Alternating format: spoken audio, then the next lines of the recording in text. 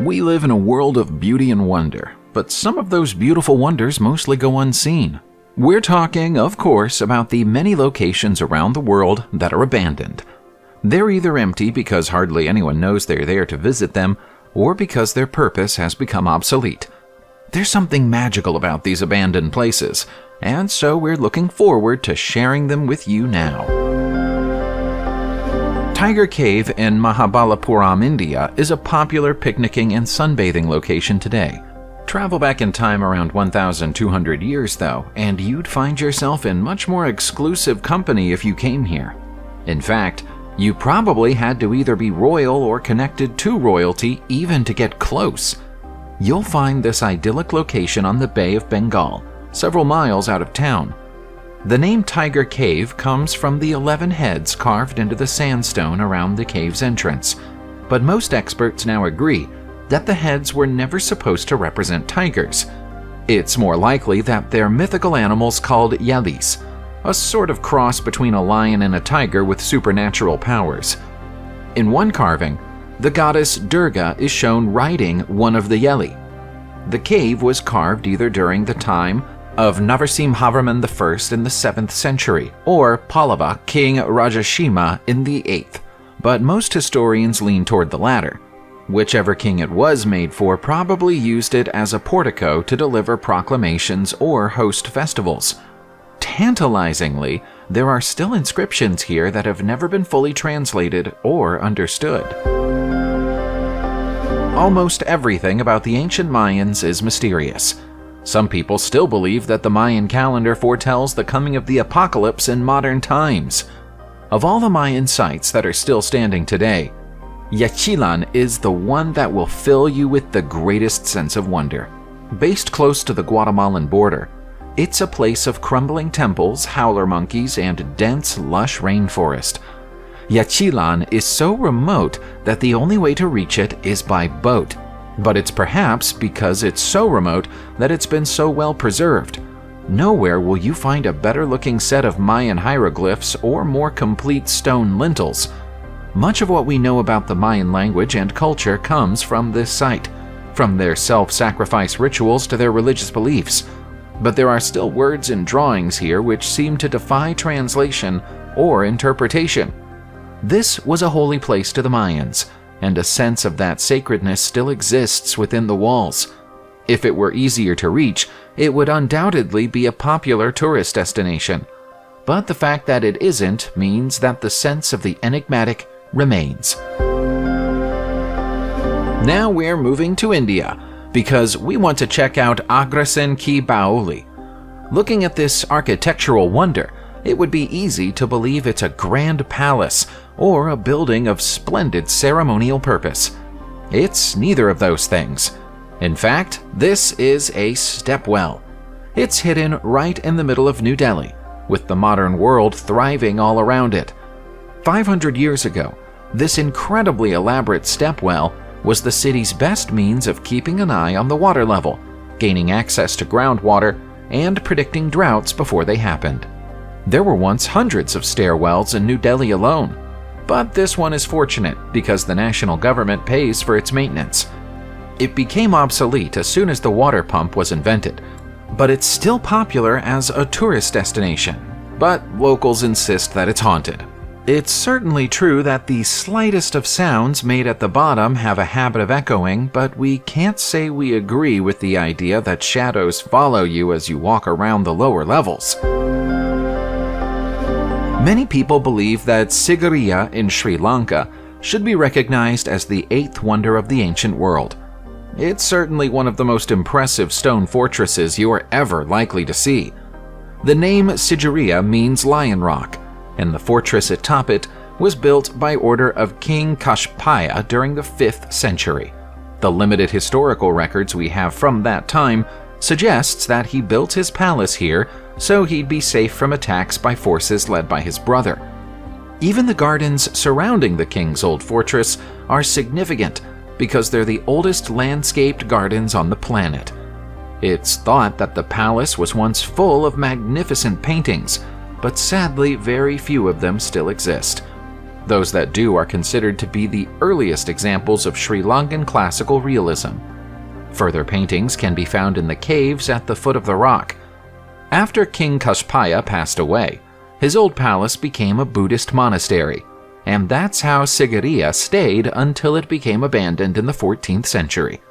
We have no idea why such a stunning creation was abandoned, but it's a popular tourist destination now. It's not quite true to say that you'll find old Aztec temples and monuments everywhere you go digging in Mexico, but they do have a habit of turning up in unexpected places. We saw that happen in late 2016 when this circular stone platform was found underneath a supermarket in the Tlatelolco district of Mexico City. Archaeologists were called to the scene after the structure was found, and it didn't take them long to identify it as a temple dedicated to Quetzalcoatl, the Aztec wind god. It's roughly 650 years old. Archaeologists in the country aren't sure why it's never been noticed before, as the supermarket that once stood on top of it wasn't built until the mid-20th century. Gruesomely, the archaeologists also found the remains of sacrificed humans and animals around the platform, including infants. Now the temple has been found, efforts are being made to ensure it's never forgotten again. The site has been fully preserved since its discovery and is now open for the public to come and view it through a protective glass window.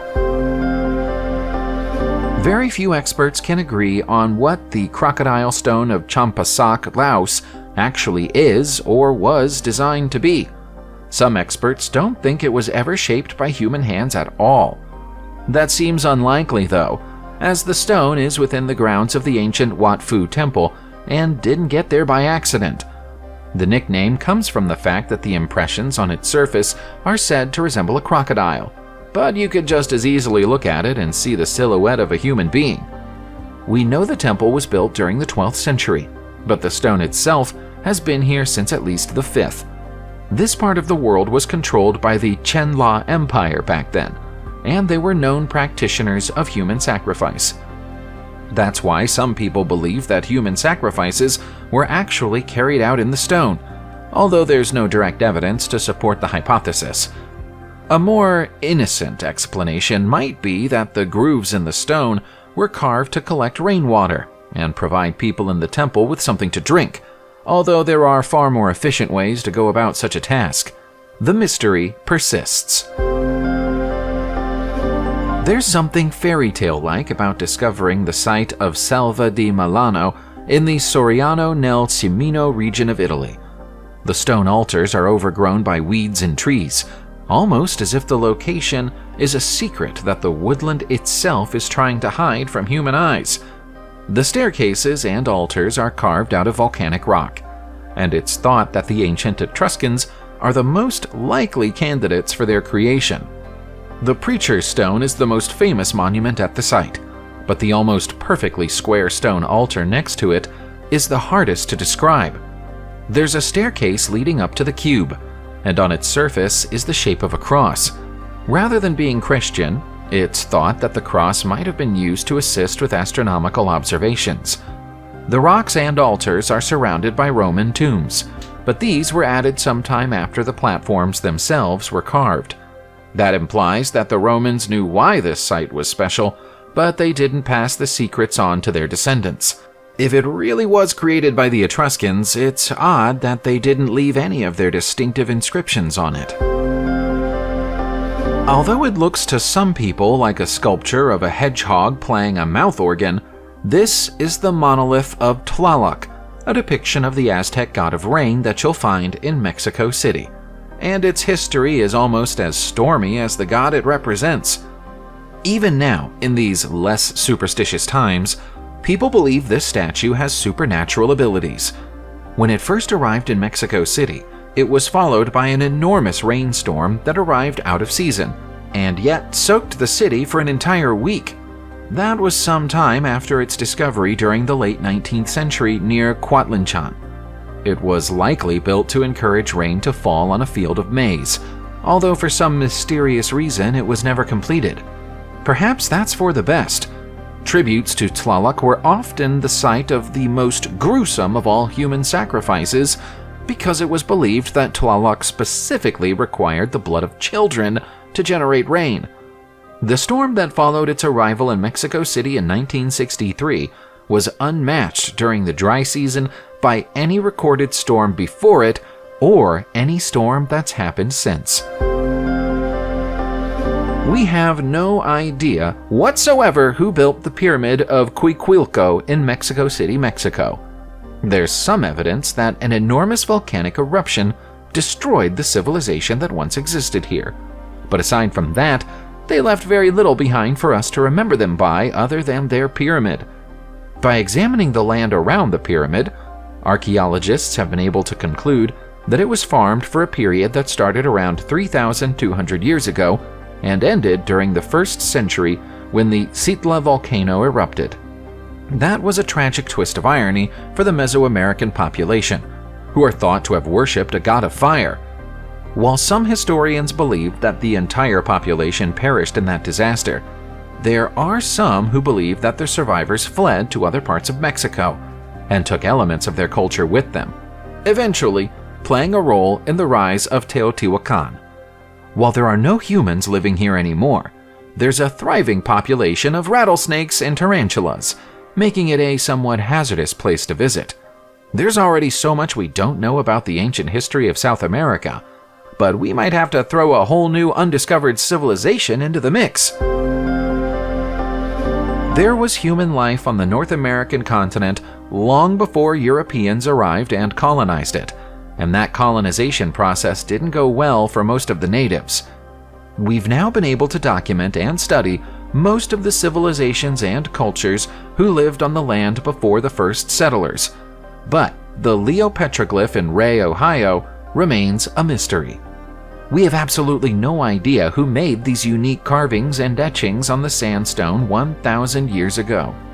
The petroglyph is actually a collection of 40 different images, including stick figures of humans, fish, birds, and other animals. There are also a few cryptic images, including a horned humanoid figure, which might represent a belief in the supernatural. The petroglyph is positioned close to the entrance of a rock shelter, which leads into a gorge overhung by bedrock, which would have made an excellent place for early humans to settle. The best guess of archaeologists is that the petroglyph was made by the Fort Ancient culture, but that can't be proven without more evidence. So far, that evidence hasn't been forthcoming. Ancient Panchakent in Nohijai Panchakent, Tajikistan, is all that remains of what was once an important city-state on the Silk Road. It was the easternmost settlement of the ancient Iranian Sogdiana Empire, which controlled vast territories in Central Asia a little over 1,000 years ago. The Zoroastrians used to say that Sogdiana was the second best land ever created by God. Archaeological evidence at the site of Panchakent suggests that the city was founded close to the beginning of the 5th century, but was abandoned by the end of the 9th. The fall of Panchakent was a slow process, brought about by the arrival of Arab conquerors in the year 722. The city's original inhabitants abandoned it, and Islam was formally introduced in the region. Many of the old cities in the area were destroyed and rebuilt, but Panchakent was largely left alone. It was discovered by modern archaeologists in 1946, and archaeological excavations continue there to this day. Some of the best discoveries made over the years include 2 Zoroastrian temples, a citadel complete with a palace, fire altars, and ossuaries. Even some of ancient Panchakent's beautiful mosaics have survived the passing of the centuries unharmed.